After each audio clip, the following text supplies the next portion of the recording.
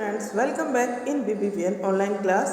हम चैप्टर पढ़ रहे थे डाकिये की कहानी कुंवर सिंह की जवानी। यहाँ पे जो कुंवर सिंह है उनसे सवाल किए जा रहे हैं। कोई आदमी उनसे पूछ रहा है डाक सेवा के बारे में, उनके कार्य के बारे में और उनके घर के सदस्यों के बारे में।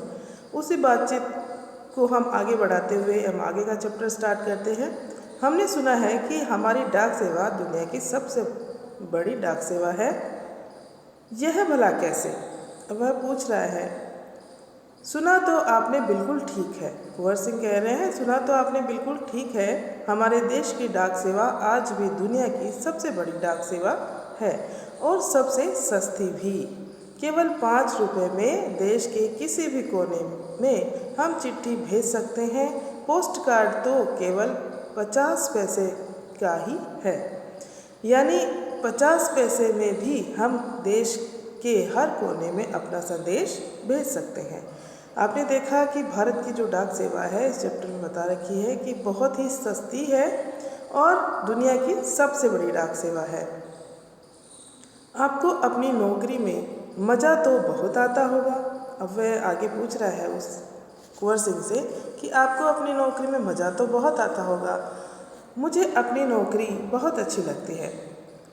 जब मैं दूर नौकरी करने वाले सिपाही का मनी ऑर्डर लेकर उसके घर पहुंचता हूं, तो उसके बूढ़े माँ बाप का खुशी भरा चेहरा देखते ही बनता है। अब वो बोल रहा है कि जब बहुत दूर सिपाही काम करते हैं सीमा पे, हमारे सिपाही जहाँ तैनात रहते हैं, और उनका मनी ऑर्डर जब मैं उनके घर पे लेके जाता हूँ, तो उनके बूढ़े माँ बाप का चेहरा, जो खुशी वाला चेहरा होता है, वह देखकर मुझे बहुत अच्छा लगता है। ऐसे ही जब किसी का रजिस्ट्री पत्र पहुँचाता हूँ, जिसमें कभी रिज़ल्ट, कभी नियुक्ति पत्र होता है, तो लोग बहुत खुश होते हैं। बूढ़े दादा और बूढ़ी नानी तो पेंशन के पैसे मिलने पर भी बहुत खुश हो जाते हैं। अब जो बूढ़े लोग हैं, उनकी पेंशन गवर्नमेंट दे रही है, उनको जब पेंशन के पैसे आते हैं तब भी वे तो बहुत बड़े खुश हो जाते हैं। तो ये काम 6 महीनों तक वे मेरा इसके लिए इंतज़ार करते हैं। और वे किसका इंतज़ार करते हैं? डाकिये का। डाकिये का इंतज़ार वे किस लिए करते हैं? कि उनकी पेंशन आएगी। 6 महीने तक वो उसका इंतज़ार करते हैं। मतलब 6 महीने पहले डाक आई है, उनकी पेंशन आई, तो 6 महीने बाद फिर से आएगी। 6 महीने तक वे मेरा इसके लिए इंतज़ार करते हैं। हिमाचल में बूढ़े लोगों को पेंशन घर हर 6 महीने बाद मिलती है। ठीक है, हिमाचल प्रदेश जो है, वहाँ पे जो बूढ़े लोग हैं, वहाँ उनको हर 6 महीने बाद ही पेंशन मिलती है। हमारे इधर तो हर महीने भी पेंशन मिल जाती है, लेकिन हिमाचल प्रदेश में 6 महीने में एक बार पेंशन मिलती है। अब आगे की बातचीत वह कर रहे हैं। आप क्या शुरू से इसी डाकघर में काम कर रहे हैं? तो वो पूछ रहा है कि जिस डाकघर में आप अभी हैं, क्या आप शुरू से इसी डाकघर में काम कर रहे हैं? शुरू में तो मैंने लाहौल स्पीति जिले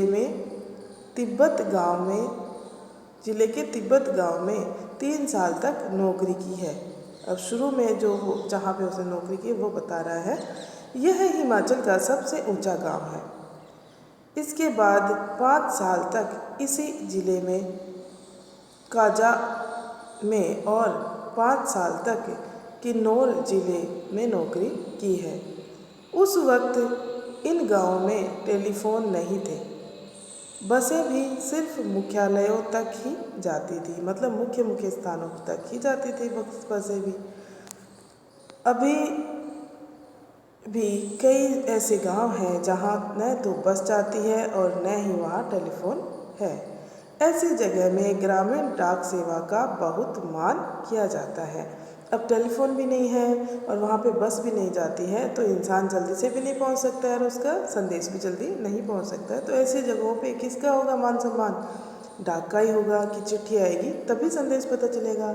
आप पहाड़ी इलाके में रहते हैं, जाहिर है डाक पहुँचाना आसान काम तो नहीं होगा। बिल्कुल नहीं होगा। पहाड़ी इलाकों में उबड़ खाबड़ रास्तों में जान का भी खतरा रहता है। हाँ, मुश्किलों तो आती ही है। जब मैं किन्नौर जिले के मुख्यालय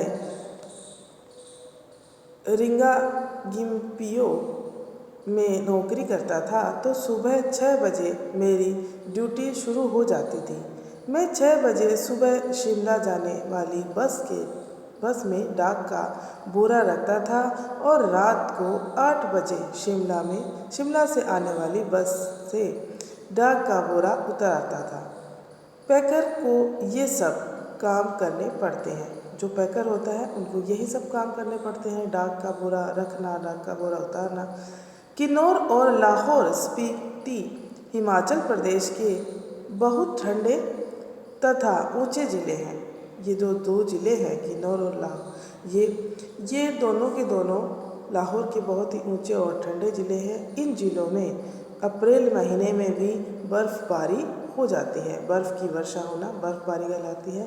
बर्फ़ में चलते हुए पैरों को ठंड से बचाना पड़ता है, वरना स्नो वाइट हो जाते हैं, जिससे पैर नीले पड़ जाते हैं। स्नो वाइट हो जाते हैं पैरों में बहुत ठंड के कारण, और उससे क्या होता है, पैर जो है वो हमारे नीले पड़ जाते हैं। उनमें गैंग्रीन हो जाती है, जिससे उंगलियां झड़ सकती है। इन ज़िलों में मुझे एक घर से दूसरे घर तक डाक पहुंचाने के लिए लगभग 26 किलोमीटर रोजाना चलना पड़ता था।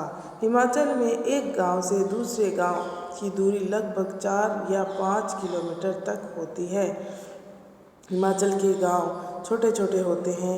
एक गांव में बस 8 से 10 या कभी कभी 6-7 घर ही होते हैं, क्योंकि वहाँ बहुत ही ठंडा एरिया और पहाड़ी इलाका है, इसलिए लोग बहुत कम रहते हैं।